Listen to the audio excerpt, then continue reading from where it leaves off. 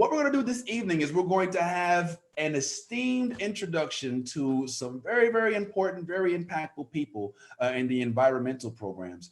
So I would like to, without further ado, go ahead and welcome any special guests that we have. Thank you all so much. I see we've got Dr. Yu in the house. We've got the phenomenal Shaniqua Rose standing by. We've got my good friend Jan Boer, and of course, the illustrious, who I will be introducing her not too far from now, Miss Lawana Gelzer. But for right now, if you could just sit tight and tune in to this short video on air pollution. Air pollution. It lurks all around us, preying on the young and old. It slips unnoticed past your defenses and assaults your lungs, heart, and brain.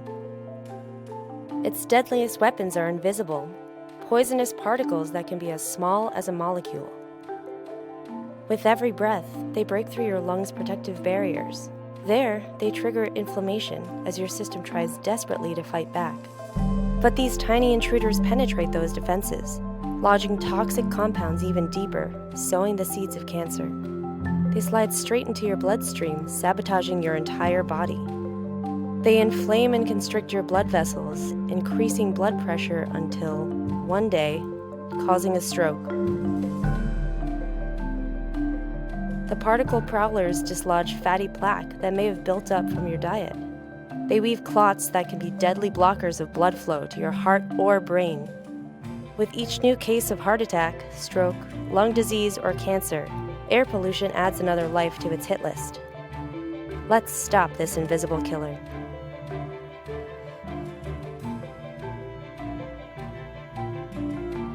And that was quite informative.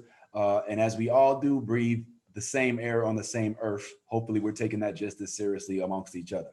Without further ado, everyone, I would like to introduce you to none other than the EPA grant project manager herself, an esteemed young lady who I am proud to say is a good friend of mine and a colleague. I'd like to welcome to the platform the one and only Lawana Gelzer. Hey, Lawana, the floor is yours.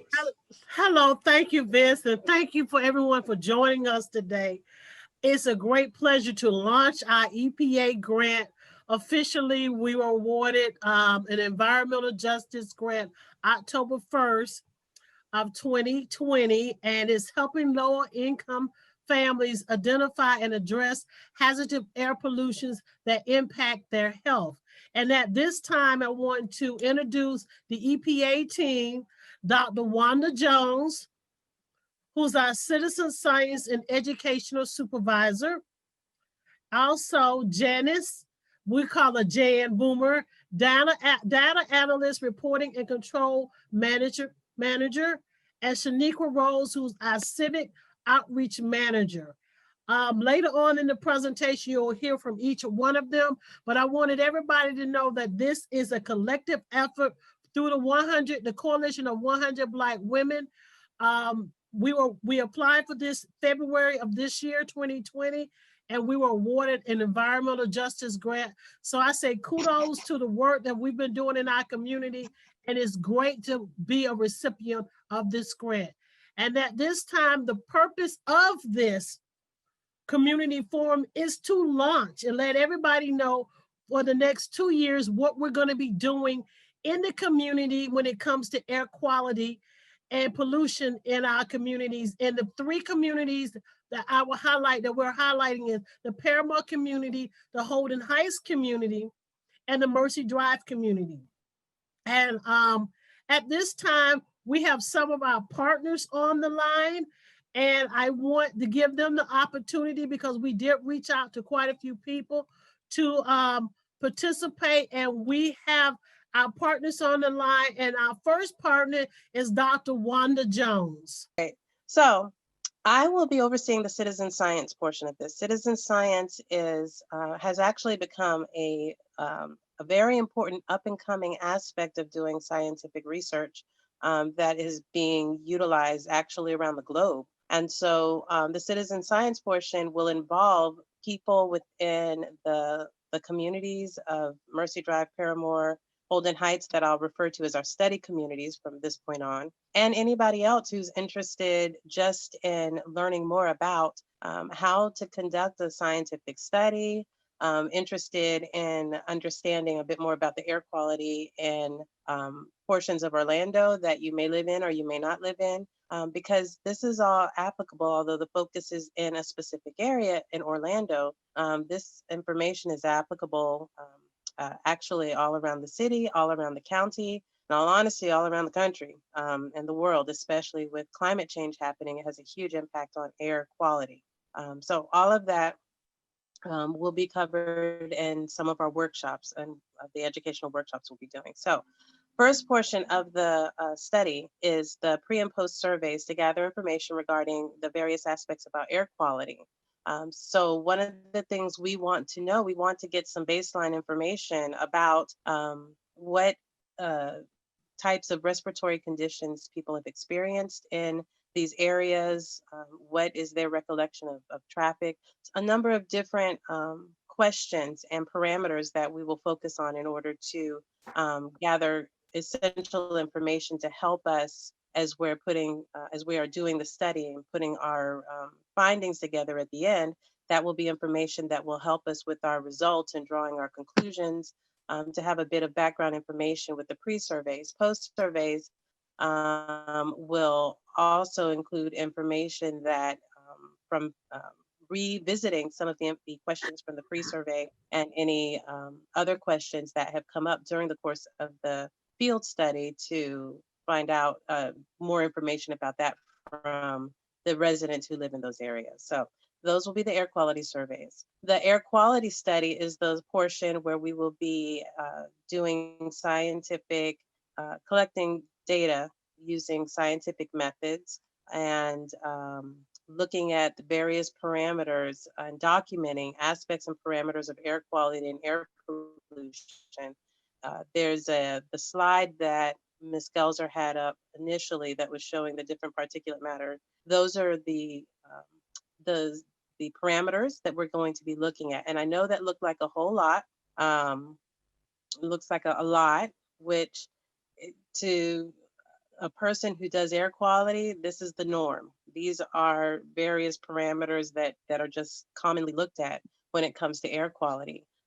So these are the different bits of data that we will be collecting. Last part is the air quality education workshop. So we'll be doing community education workshops during the 2-year study because it's important to increase residents' awareness, first of all, of air quality and air pollution issues and how it impacts their health.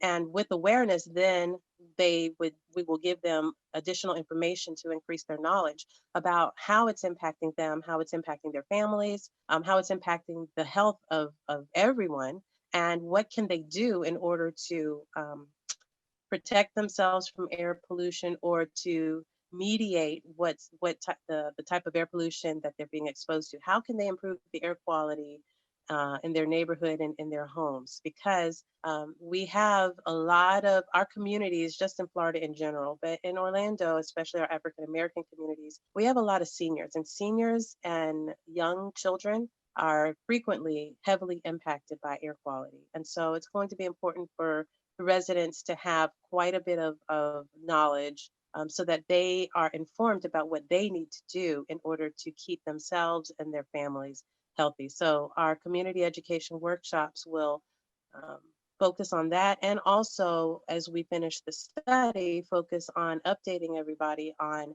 the findings of the study once we have completed the study. Thank you. Next partner is the University of Central Florida, Dr. Yu. Are you available to speak about? It was just wonderful you to partner with us on this. Thanks. I mean, it's a great honor to be part of this exciting project. So my name is Hafei Yu. I am assistant professor of environmental engineering at UCF.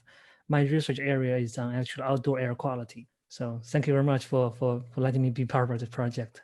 Oh, by the way, we also have our team consists of 5 different professors from 3 different institutions. We also have Kelly Stevens on the line. Kelly is assistant professor at UCF in School of Public Admin. So, okay, we also have 3 other team members who can be here because of duties. We have Thomas Breyer in School at Public Admin. We have Xinwen Fu from University of Massachusetts Lowell, and Daliang Fan from Arizona State University. So we actually, we work with Lawanda from, I think about a year ago. Our project is, as you can tell from the slides, is we are funded by National Science Foundation. So we plan to install up to 100 sensors at Orlando. And we also have a huge community outreach and public citizen science component in there. So Kelly, would you mind introduce briefly about our community outreach effort? Sure. Thanks again for having us. We're all very excited to be involved with this project. So I just wanted to give you a little more background about the NSF project that we're working on at UCF and how that complements the work that is happening here from the EPA grant. So we're, as Dr. Yu had mentioned, we're trying to install 100 low-cost air quality sensors throughout Orlando. We hope to be installing them by the spring. We had a few delays because of COVID and getting outreach to neighborhoods and stuff like that, but we hope to be out in the community soon with these air quality sensors. There's a picture on our slide that shows kind of what they look like. They're not very large, they're pretty small. They will not be connected to any power sources. They have a solar panel attached to them, so they'll be self-powered. And so they'll be typically on utility poles in communities that volunteer and would like to be involved in our project. So they will not cost you anything or anything like that. So we're looking for more neighborhoods to join our project though. So we definitely are going to have sensors in these 3 neighborhoods, the Parramore, Holden Heights, and Mercy Drive. If you're affiliated with another neighborhood, we're interested in maybe installing air quality sensors in your neighborhood well. And if you're interested in having one of these sensors outside your house, please let us know and we'd be happy to try to put something up there and help us monitor the air quality in your neighborhood in downtown Orlando. So we're also looking for people to work closely with us, kind of similar to this study, a focus group where we're working closely with you to kind of help share the data, understand what the data says, how to read the data, and how to make decisions based on what the data shows us. So we want to, we're trying to recruit focus group members as well in these neighborhoods with the sensors. So we also have research or stipends available for the focus group members and for the neighborhoods that participate in this study. So if you're interested in joining our study and having a sensor in your neighborhood, please send us an email. I'll provide the email. It's on the slide here, but I'll send it out through the group chat as well. We're at airquality@ucf.edu. And you can also check out our website. This is where we have some of those videos that Jan mentioned earlier, explaining our project a little bit more and explaining the importance of air quality and the impact of particulate matter, fine particulate matter. And we're also measuring carbon dioxide in our project, which is a greenhouse gas and very important to understand what those levels look like as well. So again, if you're interested in joining, having a sensor in your neighborhood, being part of our focus group, please send us a note. We're looking for neighborhoods now, so we can hopefully get these out in the neighborhoods soon. Thank you. Thank you. Great to have you as a partner. Community Empowerment Project is an organization that I'm a member of. Miss Betty, my mom, is the individual who is from the Parramore community. And one thing we decided to do when we partnered was they needed a community partner, and we entitled Miss Betty Equity Lending Library, where we're going to have tablets that will be lent out. We're also going to have other things that will be available. I'm looking for that. So it's a lot of things, but we were part of the lending library, which will have equipment that people can check out located at the Peebo Child Care Center that's been a fixture of the community for over 42 years. And Miss Betty has allowed us to utilize a room there so we can keep equipment there and store equipment that we need. So that's why we entitled it the Miss Betty Equity Lending Library. And the final partner is Jan. You ready? Sure. My name is Jan Boer. I serve as the Director of Unitarian Universalist Justice Florida's Climate Resilience Ministry. And we work to build resilience in low-income communities in Florida. We work on building community with inclusive dialogue and planning and action and educating about how to protect health and safety, and providing technical support to exceptional community leaders like you have in these 3 communities. So I also serve as the director of community resilience development for Resilient American Communities. And I serve as an external research coordinator for FAU's Center for Environmental Studies. And also I provide leadership for the Florida Interfaith Climate Actions Network and for the Florida Disaster Resilience Initiative. But this is my 3rd EPA environmental justice grant that I have been engaged with in Florida. And it is an absolute joy to be able to work here in Parramore, Holden Heights, and Mercy Drive with exceptional environmental justice leaders on these really important issues of air pollution and respiratory health. So it's a big concern here. So it's a big concern everywhere. I'm serving as a data analyst and reporting and control manager for this project. Next, because we are recording this and we're going to do a production and send this out to our funders, the EPA, but more so for people to know what we're doing due to COVID and how we had to have a community meeting and why we went virtual. But at this time, Jan is going to go over the timeline and the overview of the grant. And after that, if there's any questions, please put them in the chat room. And so, Shaniqua, you could be monitoring that to see, we'll be ready to go to see if there's any questions at this particular time. So let's go over the timeline and the overview. Certainly. So there will be, and not included in this yet, opportunities for some of the programming that will be offered through the Dr. Yu's work at the university. So this is what we have with the EPA. So the name of our grant is called Help Low-Income Families Identify and Address Hazardous Air Pollutants That Impact Health. And so our objectives are to mitigate that negative health impact of the air pollution and to promote citizen science and open dialogue, information sharing, and a healthy environment. And the Miss Betty's Equity Lending Library is available to residents of Parramore, Holden Heights, and Mercy Drive. And this will enable people to use indoor air quality monitors, pulse oximeters, and tablets when we're doing data gathering. We're concerned about bridging the digital divide, and Miss Betty's Equity Lending Library is a big step in that direction.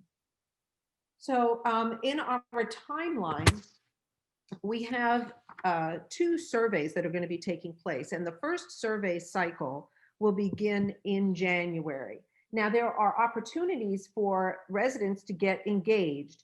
So there will be 2 survey teams and a citizen science team made up of residents who will receive stipends for their work. And if you would like to get involved on the survey team or in the citizen science team, I'm going to put a link for you to use to sign up and I'll put it in the chat window when we're all finished, or you can use the link at the end of this slide presentation when you receive it by email after this meeting. But the first survey cycle is going to start in January, and the survey team will be trained in that first week of January. They will learn how to speak about air quality and how it can affect health, learn how to do data entry and data stewardship. And that's where we're sure that we keep the data from going from one person to the next person, where however it's supposed to go, we know at all times where it went. And because it will be January and there just will still be in COVID time, everyone will learn how to conduct a COVID safe survey. And so the first survey will be completed in March, and we will have a survey results meeting. And that's where we'll present and discuss the results. And at that time, we'll fill any open positions on the citizen science team. And the citizen science team training will take place in mid-May. And the team will be trained on what the air pollutants are that are going to be measured, the sampling techniques and protocols, as well as data stewardship. And outdoor air quality monitoring will take place from June through mid-November. And then in early March of 2022, There will be an air quality results meeting to present the results of the air quality monitoring, and a communications plan will be created. And that will be the way that we will inform residents about the results. And we'll execute that communications plan from April through June. And that's to help residents understand where we found high concentrations and if it's correlated with temperature or humidity. And in the timeline, we then have our second survey, and the trainings for the second survey will take place in June and July. The survey team will learn to speak to residents about actions they can take to reduce exposure to air pollutants, as well as learning about data entry and data stewardship, and being able to speak to people about the results that we have had. The second survey is going to be completed at the end of August, and the final report, including information that will support advocacy, will be submitted to the EPA Environmental Justice Office at the end of September of 2022. So it's a 2-year program. And so I hope you all are thinking about how you might be able to engage. We very much want participation from the community. And I think that it'll be a wonderful learning experience for everyone. Thank you. Oh, I should mention, particulate matter has been linked to COVID-19. This was from the Harvard study. A small increase in long-term exposure to particulate matter that's 2.5 microns leads to a large increase in COVID-19 death rate. The information is here. And so if you have lived for a long time in a community that has elevated particulate matter, and it has worked, the particulate matter may have gotten deeply into your lungs, then we have more negative outcomes for COVID-19. So it's a very important reason for us to be very vigilant with our mask wearing and our social distancing. And because this is COVID related, the COVID dashboard that we have for work in the community through the Resilient American Communities is carrying the environmental justice air quality events. We also have a link to UCF's air quality Orlando videos. And if you would, there's also a location here where you can click through and sign up for anything that you would like to do in the way of engagement. The link down here at the bottom will take you to this particular page, and you will be receiving, again, this PowerPoint after we're finished here this evening via email. Well, at this time, you know, a lot of just what's going on, we have to give a special thanks to one of our community partners, and that's 32805 ORL News. David Porter, I just wanted to make sure you wanted to say anything about what's going on, where the information is going to be held. We gave you an opportunity to speak, but you're on mute. If you're going to talk, unmute yourself. So thank you very much. This has been very instructive, and it's just like, you know, Dr. Jones said, and so this is very exciting. I mean, you know, I've been in Orlando since 1984. I've never heard something like this happening in the African American communities. I just want you to know that I run 32805 orlnews.com. So that is a news site that covers the west side of Orlando. It really covers urban Orlando, communities that don't get a lot of coverage. And so this is something that an issue that I've worked for a long time with both Luana and Dr. Jones on this issue of environmental justice in our communities. So going forward, for a lot of updates, you'll be able to find a lot of updated information at 32805orlnews.com. And we also have a Facebook page. It's 32805 ORL News. So many of you, hopefully some of you saw the videos we put out to promote this event. And again, we hope to keep people informed throughout the course of this project. It's very exciting. So thanks for letting me be involved in it. Thank you, everybody. David, thank you for being a part, because I just want to say a special thanks to some of the members that are on from the Coalition of 100 Black Women. Believe it or not, Dr. Jones is a member, I'm a member, and Shaniqua is a member. So 3 of the members of the EPA grant team is a part of the Coalition of 100 Black Women. But I just want everybody to know this, kudos to Jan. She's not going to do it, but there was a map up that we found that there were 6 projects funded in the by the EPA in the state of Florida, and 3 of them are being managed, or Jan was a part of it. So I just want to say, way to go, Jan, to everybody. 6 and 50% of them, she's working with us. That's great to have that type of knowledge on your team. So at this point, we're coming about to wrap it up. We read a lot of the questions. We want to do a call to action. Call to action, everybody. It's simple. Get involved. Below, we're going to send you out the emails. You'll see the links as far as the project timeline, but opportunities to get involved. We are partnering with other organizations to do other surveying, COVID training, as far as tracking. We're overlapping, but working within our communities and our funding to make sure that air pollution, proper air quality is something that we deserve to have in our community. So I plead with you each to get involved, share this information, share this video, share it. Just let everybody know we're here. This is a 2-year project, and we need each and every one of you to help us get the word out. And so at the end of this, there is opportunities you can check for the polling, but just do a poll to check. If you don't have my email address, there it is. If you need to reach me, there's the phone number.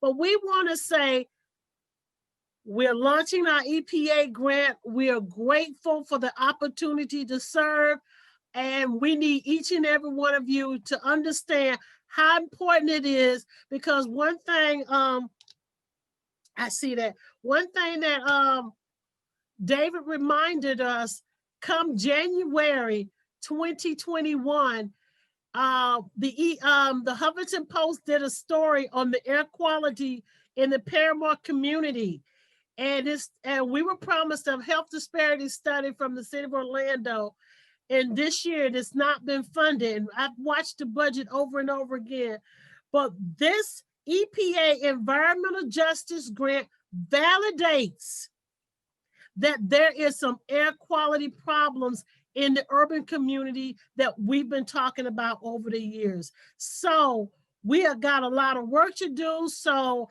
I want everybody, if you want to participate, please join us. Please make sure you put your information in the chat room. And please, please get involved.